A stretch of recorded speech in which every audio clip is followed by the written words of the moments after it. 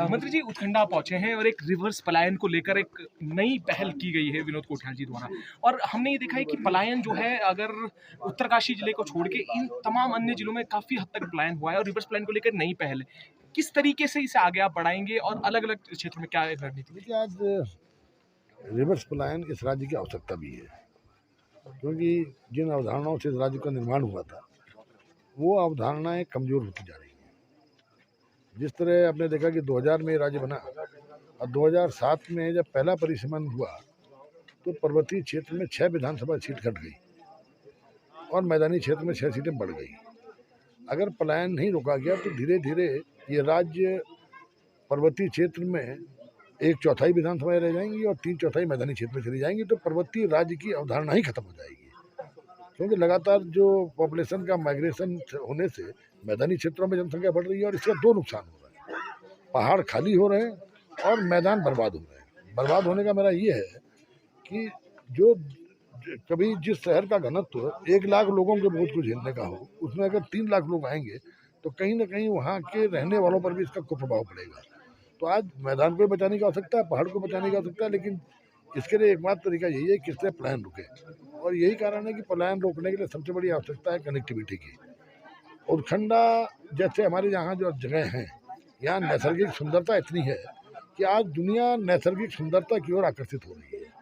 ऐसी जगहों पर जहाँ पर्यटन की बहुत बड़ी संभावनाएं भी हैं, इन जगहों पर नौजवानों के द्वारा खासकर इस गाँव के जो प्रधान ने जो पहल की, ये स्वागत योग्य पहल है। और क्योंकि आज अगर आप देखेंगे तो सरकारी नौकरियों की संभावनाएं लगातार कम होती जा रही हैं और आज स्वरोजगार की संभावनाएं बढ़ रही हैं।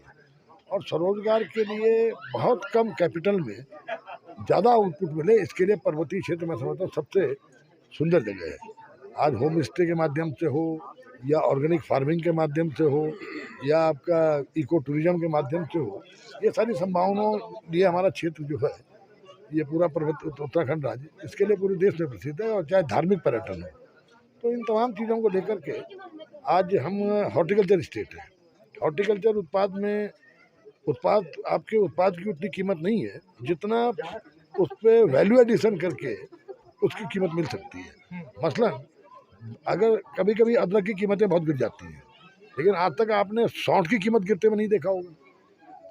तो अगर बायो प्रोडक्ट बनाए जाएँ उत्पाद के, तो इसलिए प्रोसेसिंग सेक्टर का यहाँ पे बहुत बड़ा संभावना है।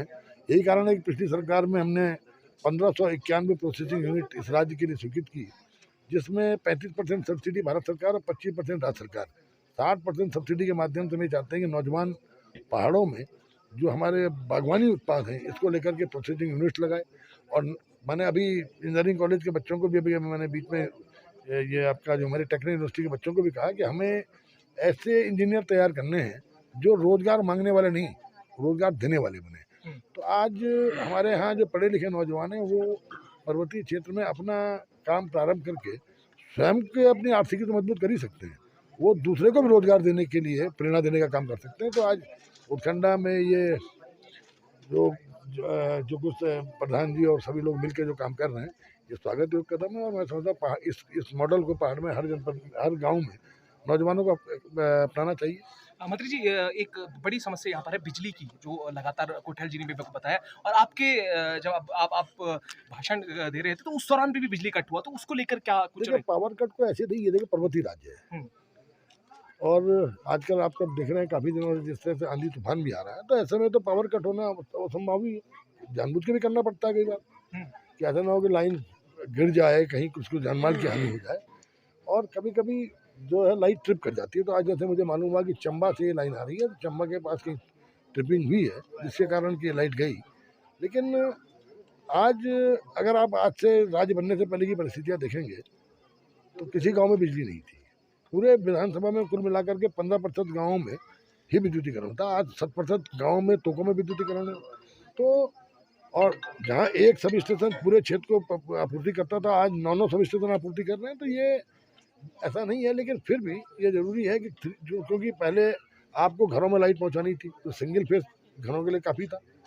आज धीरे धीरे लड़का जिस तरह से एंटरप्रेन्योर के रूप में अपने को स्थापित करना चाहता है कि छोटे छोटे कुटीर उद्योग लगा के वो स्वयं को भी आर्थिकी मजबूत करें, दूसरे को भी रोजगार दे, उसके लिए मैं मानता हूँ कि 3 फेज लाइन की बहुत आवश्यकता है और उसको पूरा किया जाएगा। मंत्री जी, 2 बड़े बयान आपने आज दिए हैं अपने। एक तो आपने कहा है कि जहाँ आप सड़क पहुँचाते हैं, वहाँ उससे पहले माफिया वहाँ पर पहुँच जाता है। तो ये आपने मान लिया है कि भू माफिया और जो भू कानून की बात हो रही है, वो एक्टिव उत्तराखंड में है? हाँ। देखिए, हुँ, गाँव में लोग सीधे-साधे होते हुँ, हैं। हर इलाके में कुछ होशियार लोग हैं, जो गाँवों की लोगों की ज़मीन हल्के कम दामों में लेकर के दूसरे लोगों को ज़्यादा दामों में बेचने का काम करते हैं।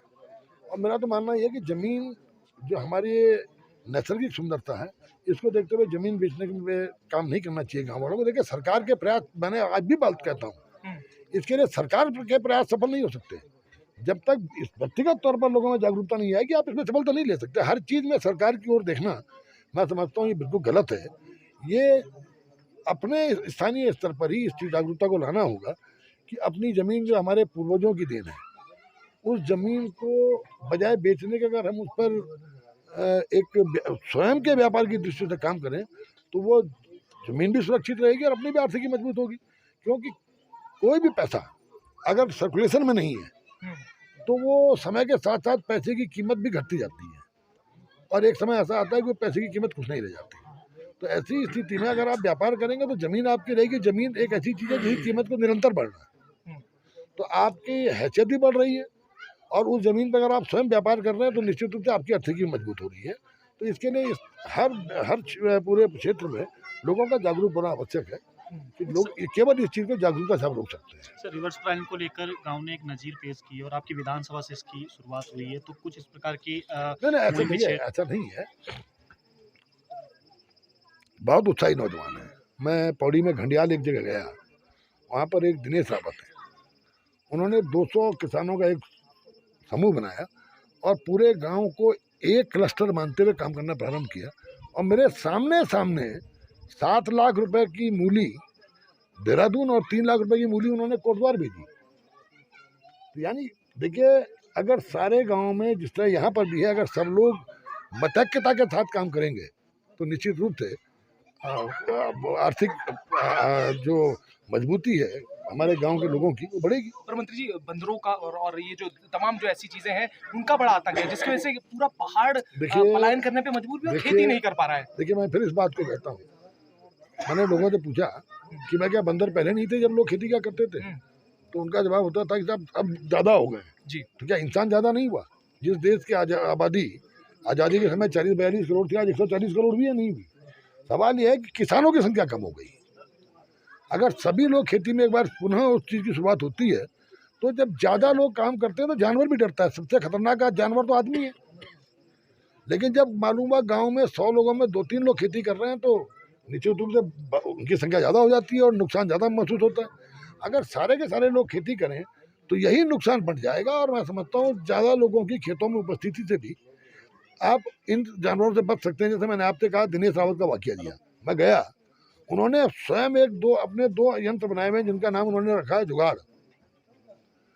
वो जब उनके पूरे गांव के लोग खेत में काम करते हैं तो वो एक जुगाड़ यंत्र उनका है, जो जब उसका बटन दबाते, बंदर के आने की संभावना होती है तो बटन दबाते हैं और जब वो बटन सायरन की तरह आवाज़ करता है तो बंदर भाग जाते हैं। और अब हालात ये है कि बिना सायरन बजाए भी अब बंदर नहीं आता वहाँ पे। एक डर पैदा करना होता है, तो वो डर आप एक आध आदमी से नहीं हो सकता।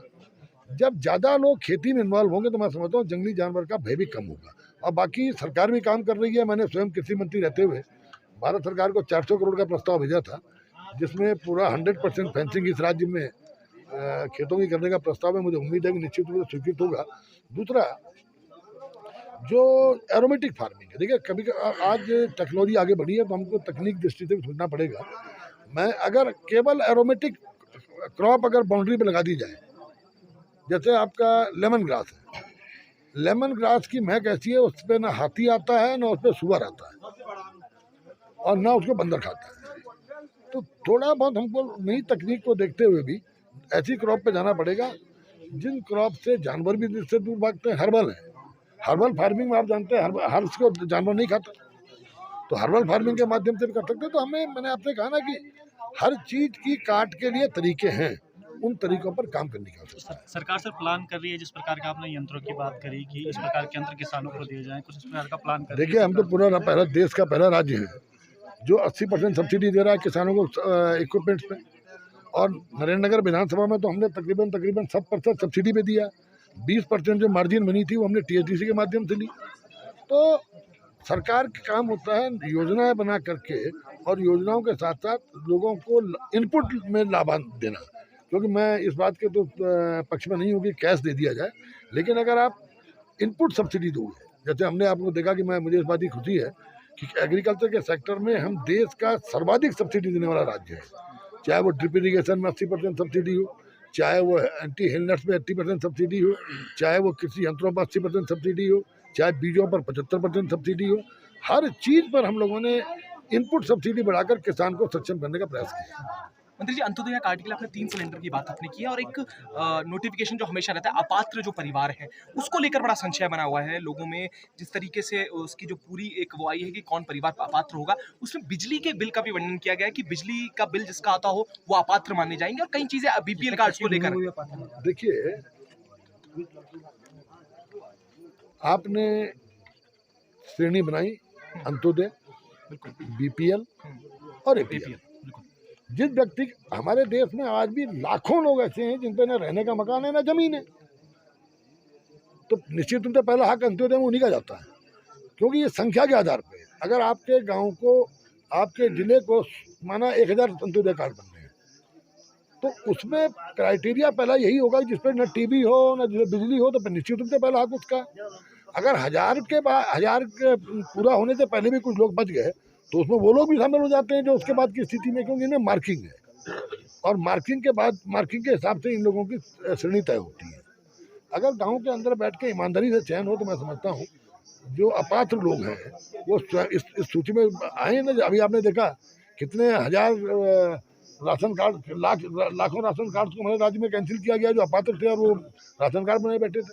तो ये तो देखिए स्थानीय जागरूकता के बिना आप संभव नहीं है, क्योंकि हर चयन में कहीं ना कहीं गांव के प्रतिनिधियों की भागीदारी होती है। सर, जिन योजनाओं की आपने बात करी है जिसमें सब्सिडी मिलती है, लेकिन कई जगह ऐसी हैं जहाँ पर ये प्रक्रिया इतनी जटिल है कि सब्सिडी उन्हें सही से मिल नहीं पाती है। प्रधान जी ने देखिए कोई जटिल, किसान को जो सब्सिडी की आप बात कर रहे हैं कहीं पर कोई जटिलता नहीं है। नंबर से आप ये कह सकते हैं कि सपोज कृषि यंत्र, तो कृषि यंत्र हर किसी को तो दे नहीं सकते। जितना बजट के तहत जितने हम फार्म्स मशीनरी बैंक लगा सकते हैं उनमें आपको मैंने 1700 हमने पिछले 5 सालों में 1700 फार्म्स मशीनरी बैंक इस राज्य में स्थापित किए, तो 1700 लोगों को तो मिले ना। 1700 समूह मिले, हो सकता है समूह हमारे पास 40,000 हो। ये एक शुरुआत होती है कि आपने धीरे धीरे लोगों को सुविधा देने का काम कर रहे हैं।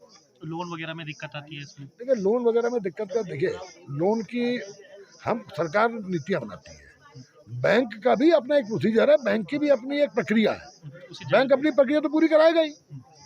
उसी जटिलता की बात कर रहे हैं क्योंकि जल्दी से मिल नहीं पाता। देखिए कई बार होता क्या है, बैंक लोनिंग करने से पहले आपकी हैसियत देखता है कि क्या आप लौटाने की स्थिति में हैं, क्योंकि बैंक एक कॉमर्शियल संस्था है। कॉमर्शियल संस्था अगर बिना जांच वाँच के लोन देना शुरू करते तो कल तो दिवालिया हो जाएगी। आप कोई अपने लड़के के लिए बहू ढूंढने जाता है तो वो भी जानकारी मालूम करता है ना कि लड़की सही जगह दे रहा है कि नहीं दे रहा है। घर में बहू लाता है तो वो भी उस परिवार के बारे में मालूम करता है कि नहीं करता।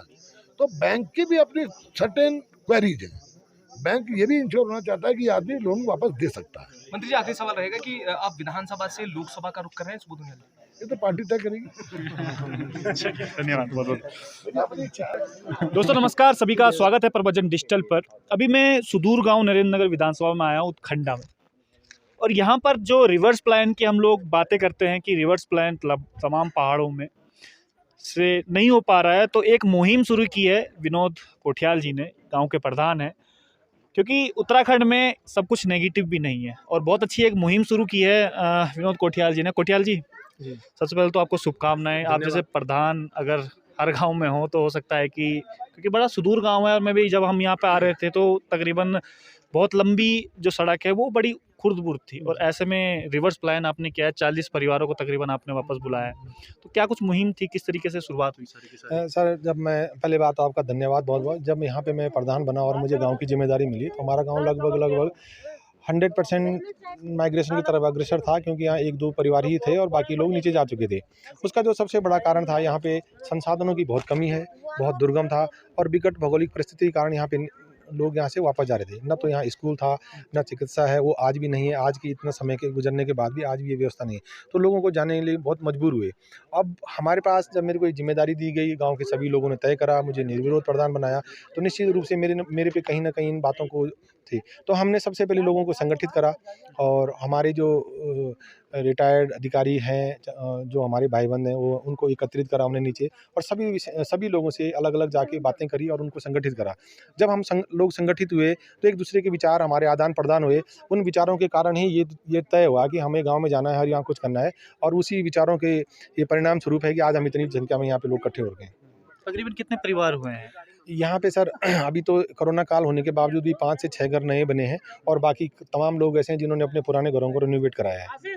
सुबोध उनियाल जी भी आए हैं, आपके विधायक भी हैं और साथ ही साथ कैबिनेट मंत्री भी हैं और इनॉग्रेशन भी किया है। क्या कुछ मांगे भी आपने उनके सामने रखी है? हमने सर गाँव में अभी हमारे जो नए घर बन रहे हैं, वहाँ पे भी रास्तों की समस्याएँ हैं, क्योंकि सड़क नई-नई कटी है, तो थोड़ा स्थितियाँ भी खुर्द-बुर्द हो ही रखी हैं। तो इस तरीके के एक तो सड़क का डामरीकरण का मांग था हमारा। हमने कृषि प्रोसेसिंग यूनिट की यहाँ पे स्थापना करी, जिसका इनॉग्रेशन मंत्री जी ने करा। उस प्रोसेसिंग यूनिट में जितनी हमने मशीनें ला रखी हैं, वो 3 फेज़ से चलने वाली हैं। कोई भी बिजली की बड़ी मशीन 3 फेज़ से ही चलती है, लेकिन यहाँ पे सिंगल फेज़ लाइट है। वो भी हमने उनसे माँग करी है और उन्होंने इस बात को स्वीकार भी करा है और सहजता से घोषणा भी करी कि मैं इसे करवाऊँगा। डामरीकरण भी हमारा एक विषय था इसमें और उसको लेके गाँव की तमाम छोटी-मोटी आवश्यकताएँ थी, उस पे हमने ज़िक्र करा और उन्होंने सहजता से इसे स्वीकार भी करा है। तो क्या कुछ कमियाँ भी मानते हैं अभी गाँव में? क्योंकि आपने रिवर्स प्लान तो कर दिया है, लेकिन अब जब लोग यहाँ पे रुकते हैं तो नहीं स्वरोज़गार का साधन भी चाहिए होता है, तो उसके लिए क्या कुछ प्लानिंग की है आपने? हाँ, प्लानिंग हमारी इसमें है कि देखो, अब जैसे मैं बोल रहा हूँ कि रिवर्स माइग्रेशन कराना है, तो उसके लिए एक फ़ॉर्मूला है कि अगर आप यहाँ पे रोज़गार नहीं दे सकते हैं, तो कोई भी आदमी रिवर्स माइग्रेशन नहीं करेगा। तो हमारी जो हमने यहाँ पे कोऑपरेटिव बनाई है और तमाम लोग कोऑपरेटिव के अध्यक्ष जी हैं और गाँव के सभी लोग उसके मेंबर हैं। तो हम लोगों ने एक डिसाइड करा, यहाँ पे एक तो कैश क्रॉप से लोगों को जोड़ने की बात करी है, यहाँ पे गॉट फार्मिंग की हमने बात करी है। गॉट फार्मिंग पे भी हमने जो है एक लोन लिया और बड़ा वो बकरवाड़ा एस्टैब्लिश करा यहाँ पे। आज की डेट में हमने सारी बकरियाँ बेच रखी है, वो अलग बात है, लेकिन वो भी एक उसमें है। और हमारा गाँव की जो जलवायु है, हम मेन सड़क से, हाईवे से यहाँ पे 1500 मीटर की दूरी पे, ऊँचाई पे हैं हम इस समय। और यहाँ पे जो क्लाइमेट है उसका वो इतना सूटेबल है कि पर्यटन की दृष्टि से बहुत अच्छा है। यहाँ पे होम स्टे, अभी आप यहाँ सड़क के नीचे देख रहे होंगे, तो होम स्टे भी हमने बनवाया है। इसको बनाने के पीछे मेरी अवधारणा ये थी कि जैसे हम इसको शुरुआत मैंने करी है और मेरे गाँव के तमाम युवा इस तरीके की शुरुआत करें। यहाँ पे लोग आएँगे, शांति है, सब कुछ आप देख ही रहे हैं, यहाँ पे लोग आएँगे और उससे लोगों को रोज़गार मिलेगा। तो इसी मुहिम को हम आगे बढ़ाना चाह रहे हैं। जो इस गाँव में रिवर्स माइग्रेशन जो हुआ है, उसमें समिति का बहुत बड़ा योगदान है, क्योंकि उन्होंने छोटे-छोटे इस प्रकार के कुटीर उद्योग भी गाँव में किए हैं, जिससे यहाँ के जो लोग वापस जब आएँगे, यहाँ के लोगों को रोज़गार भी मिल पाएगा। तो जो समिति के अध्यक्ष हैं, वो हमारे साथ में हैं। तो सर, क्या कुछ समिति काम करवाती है? किस प्रकार से रोज़गार उपलब्ध कराती है? समिति का विषय लक्ष्य रोजगार ही देना था, जिससे लोगों को रोजगार दें, जिससे जो यहाँ से नीचे के चले गए हैं वो अपने मतलब इस गांव को पुनर्जीवित करने के लिए उनकी बहुत आवश्यकता है। तो हमने सबसे पहले जैसे अदरक है, अदरक को हमने उगा तो दिया, उसका फिर यहाँ पे हमने उसके लिए से अचार बनाना, उसके आधा सौंठ बनाना, ये हम व्यवस्थाएं कर रहे हैं। ये तुलसी का उत्पादन है, तो तुलसी के हम ये चाय के वो जो चाय है, ये इस तरह से हम उसका शुरू कर रहे हैं। अभी हमने पौध डाल दी है, उसको हम इसी तरह से अनेक तरह के छोटे-छोटे रोजगार हम शुरू कर रहे हैं इसमें। गवर्नमेंट की तरफ से क्या कुछ सपोर्ट मिल पा रहा है? गवर्नमेंट सीधे गवर्नमेंट से हमें सपोर्ट नहीं मिला। इसमें हमने समिति ने हम 8-10 लोग जैसे रिटायरमेंट वाले हुए, हम इकट्ठे हुए, हमने ये एक विचार किया कि यार गाँव को पुनर्जीवित किया जाए। हम लोगों ने कुछ पैसा इकट्ठा करा, तो इस पैसे से हमने ये कार्य शुरू करा। अभी गवर्नमेंट से हमने कुछ लोन भी लिए है, बैंक से लोन लिया है, उसमें हमने बकरी पालन का जायज़ा था। हमने कुछ लोगों को कहा कि हम 8-8, 10-10 बकरी देंगे और तुम हमें उस लोन को हमें वापस करना धीरे-धीरे, और हम फिर बैंक को चुकाएंगे। अब वो ये है, कुछ ऐसी समस्याएं जो बकरी भी थी वो ये है, पर समिति उस लोन को भी निरंतर अपने उससे पूर्ण कर रही है इसी पैसे से। परंतु ये है कि तो समस्याएं यहाँ पे इस प्रकार की हैं जिससे एकदम हम उसको सेवर नहीं कर पा रहे हैं, पर कोशिश हमारी अभी जारी है, जिससे हम ये चाह रहे हैं कि अभी कम 100% लोगों को रोजगार मिले, जिससे लोग यहाँ आए हैं फिर नीचे की तरफ मुँह न करें। कनेक्टिविटी की बड़ी प्रॉब्लम है यहाँ सबसे पर। ज़्यादा कनेक्टिविटी की प्रॉब्लम है, एक वाहन की बहुत ज़्यादा दिक्कत है। ये हमने मंत्री जी से भी आग्रह किया था, मंत्री जी कहीं न कहीं किसी माध्यम से, जैसे ओएनजीसी है, कुछ संस्थाएँ ऐसी हैं जो इस तरह की चीज़ें उपलब्ध कराती हैं, तो उनसे भी हमने माँग करी है। जैसे वाहन की है, तो वाहन आएगा जो जिन्हें कृषकों का जो भी उत्पादन है, उस वाहन से वो समय से वहाँ पहुँच सके मंडी में, जिससे उनको उसका उत्पादन का पैसा प्राप्त हो सके। आपका कदम बड़ा सराहनीय है, तो अब तक कितना कामयाबी हासिल हो पाई है सब चीज़ों में? अभी तो सर कामयाबी क्या, अभी तो हम कोशिश ही कर रहे हैं। तो शुरुआती है, बीच में कोरोना काल आ गया, उसके बाद हम खुद लोग फिर आने जाने में ये समस्याएं पैदा हो गई, परंतु हमने कोरोना काल में भी यहाँ उसका किसी समिति का कुछ फ़ायदा नहीं हुआ, परंतु रोजगार निरंतर उस पीरियड में 2 साल, डेढ़ 2 साल का जो कोरोना काल था, जो यहाँ पे कार्य कर रहे थे, उनको निरंतर रोजगार हमने तकरीबन कितने परिवारों को इससे फ़ायदा पहुँच रहा है? यहाँ पे कम से 20-25 लोगों को तो फ़ायदा पहुँचा ही है। उनको हर रोजगार उनका निरंतर चलता रहा। किसी ने मकान बनाए तो उनको उसमें काम मिला, खेती का काम करवाया तो उनको मिला, जैसे मटर है, बीन है, ये हमने पीछे यहाँ काम करवाए। सरकार की तरफ से भी कई ऐसी योजनाएं चली जा रही हैं, तो उसका भी कुछ लाभ मिला है, सब्सिडी वगैरह का?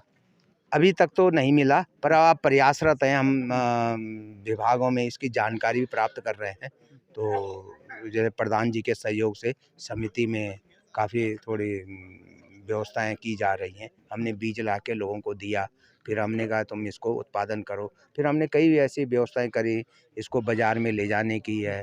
तो कई जैसे ये बंदर वगैरह कई चीज़ें इस तरह के जानवर हैं जो हर बार नुकसान करते हैं। अभी धीरे-धीरे जब लोग जुड़ रहे हैं ना, वो जो है मंत्री जी कह रहे थे कि जब जानवर ज़्यादा हो गए, ऐसा नहीं है कि किसान ही कम हो गए, है वो बात हकीकत है, ऐसी बात तो हकीकत है, परंतु किसान भी अभी के बहुत सारे खेत हैं। उस समय पहले क्या था कि वो 10 खेत हैं तो 10 आदमी वहाँ काम करते थे, अब वो 10 खेतों में 1 आदमी काम कर रहा है, तो वो जानवर वो जो काम कर रहा है उसी को नुकसान पहुँचाएगा ना।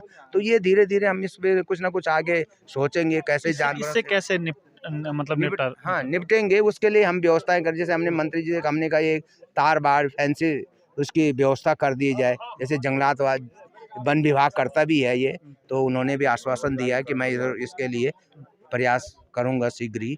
अब देखो साहब अब क्या होता है। सर लास्ट जाते-जाते ये सोच कहाँ से आई कि क्योंकि आपने कहा कि हम जितने भी रिटायर्ड लोग थे उन्होंने हमने एक समिति बनाई, तो सोच कहाँ से आई कि अपने लोगों को वापस दोबारा से बुलाया जाए? क्योंकि जो आप भी चाहते तो अच्छे खासे शहरों में भी रह सकते थे, हाँ, क्योंकि रह भी रहे होंगे कई लोग। हाँ, हाँ, बिल्कुल। हमारे दिमाग में ऐसा हमारा खुद देहरादून में मकान है, पहले से ही है। मैं वहाँ पे सर्विस करता था, मैं रिटायर हुआ, फिर एक हमारे उससे पुलिस विभाग से रिटायर हुए, वो आए तो उनके को वो यहाँ आने लग गए। उन्होंने कहा यार वहाँ तो बहुत बढ़िया मौसम है।